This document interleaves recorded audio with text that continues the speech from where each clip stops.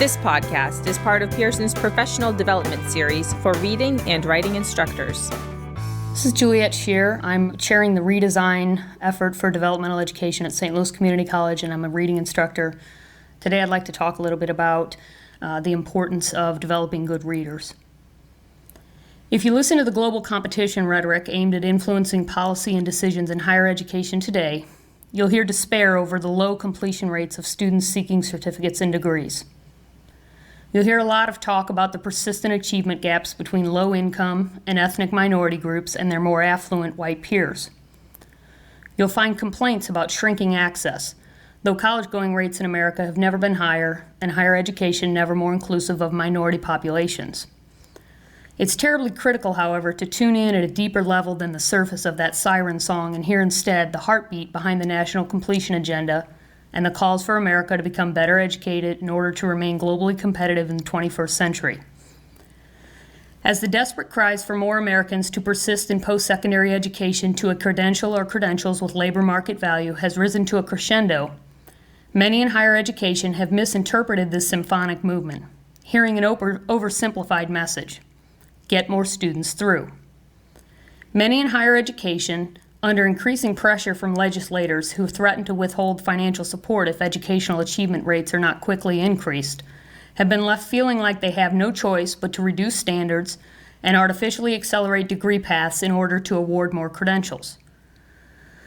Those attempting to increase focus on the important issue of America remaining a global player in the 21st century are measuring improvement on that goal by tangible means: more American citizens armed with post-secondary credentials that are meaningful in the marketplace.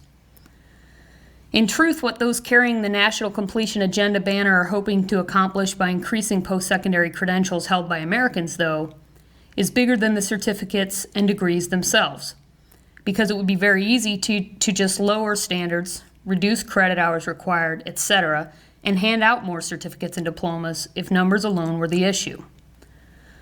No, what they hope is achieved by the award of more credentials is a better educated citizenry capable of filling the kinds of good-paying jobs that remain in America, many that go unfilled in a time of record unemployment because not enough qualified applicants exist.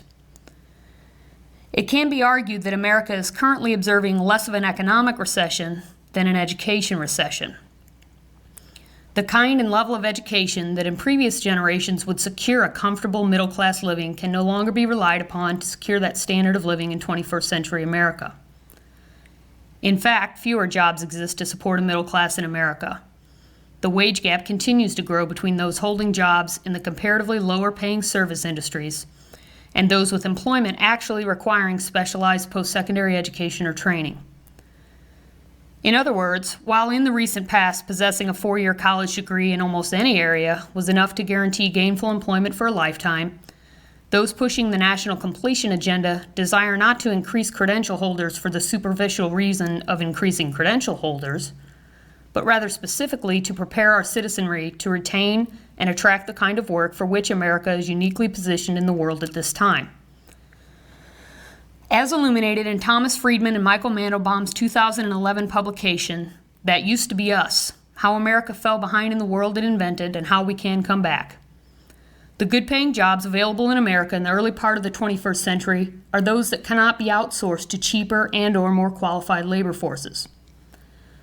Gone and never coming back to this country in our lifetime is the hearty supply of manufacturing jobs that supported America's middle class for most of the 20th century.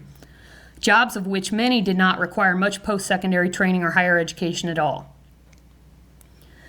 Because of the relatively recent influx into the global free market of inexpensive labor from China, India, and parts of Eastern Europe after the decline of communism in the late 80s, American workers continuing to demand a comparatively higher wage and standard of living find themselves unable to compete for much of the manufacturing work previously conducted in this country.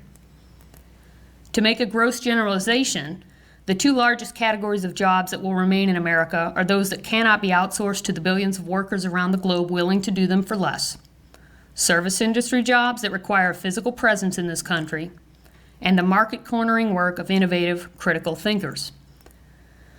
When I take pause and marvel at the amazing accomplishments and inventions by mankind to date, I often wonder, what will we think of next? Hasn't it all been discovered by now? And of course it is not. But as the world we live in grows more complex, breakthroughs will arguably be realized less in independent areas of study and more by synthesizing high-level knowledge from multiple fields. We see this collaboration and blending occurring most frequently in fields like biology, chemistry, physics, and technology, for example.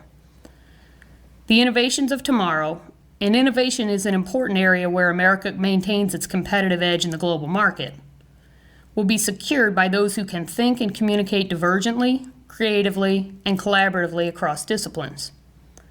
In short, the National Completion Agenda and global competition town criers are imploring Americans to become much more competent, creative, and critical thinkers and communicators in whatever fields their talents may exist.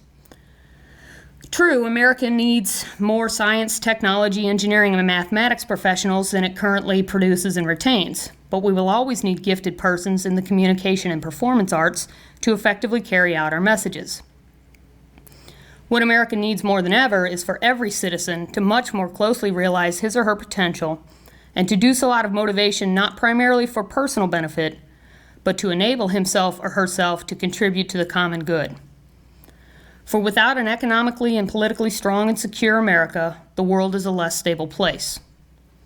The cultural shift that must occur to induce the widespread, relentless pursuit of personal development through education in America is a simultaneous de-emphasis on the individual rewards traditionally associated with higher education, social and economic mobility, and direct appeal to patriotism in the context of global citizenry from which personal benefits will naturally flow. What does all of this mean for education?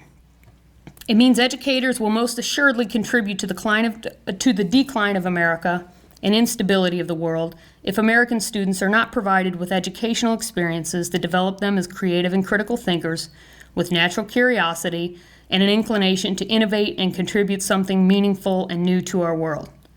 And we will fail if we do not change the educational and greater American cultures that emphasize individual benefits over those to society as a whole. In the end, human beings will always sacrifice and accomplish more when motivated by caring for others than by looking out for themselves. Arguably, the most beneficial academic skill we can cultivate in our 21st century American students is that of reading. Good readers are good writers and are more likely to be good speakers. Good readers are good thinkers who utilize their expansive vocabularies to accurately capture and convey difficult concepts. Good readers are more likely to be flexible and inventive thinkers who repurpose their vocabulary to describe and even create new and emerging concepts. Good readers have the ability to self-educate beyond the confines of any classroom and instructor, and are more likely to read beyond a course's prescribed objectives in order to grasp the greater context in which a subject they are studying resides. Good readers can efficiently manage multiple sources of information on the same topic to enrich their understanding, and can synthesize sources on disparate topics to more easily make connections between fields.